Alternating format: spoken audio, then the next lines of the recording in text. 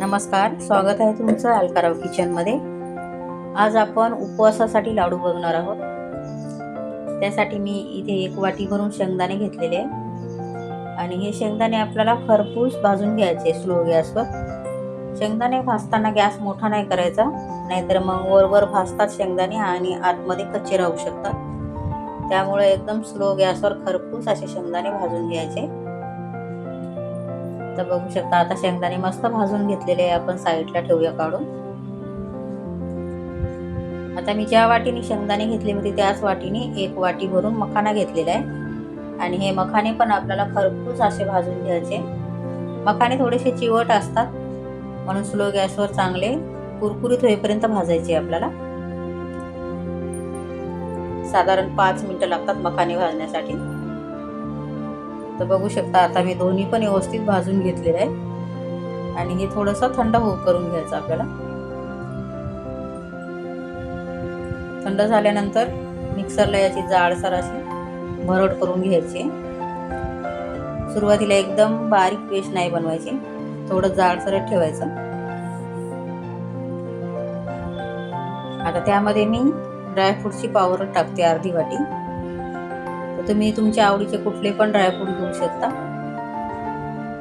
आणि त्यामध्ये मी पाऊण वाटी एवढा गूळ टाकलेला आहे आणि थोडेसे खजूर होते माझ्याकडे, ते टाकून घेते।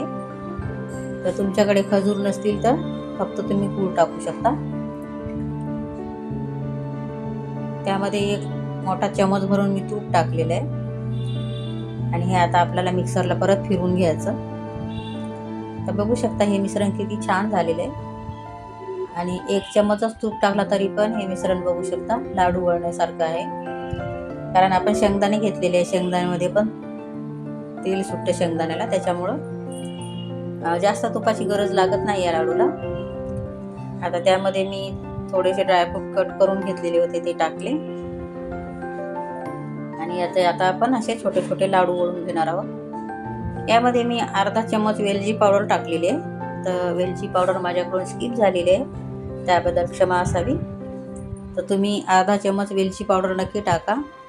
वेलची पावडरचा स्वाद या लाडूमध्ये खूप छान लागतो आणि हे लाडू उपवासालाच नाही तर असे पण तुम्ही खाऊ शकता। असे पण खाण्यासाठी खूप हेल्दी आणि खूप टेस्टी आहेत, लहान मुलांना देऊ शकता।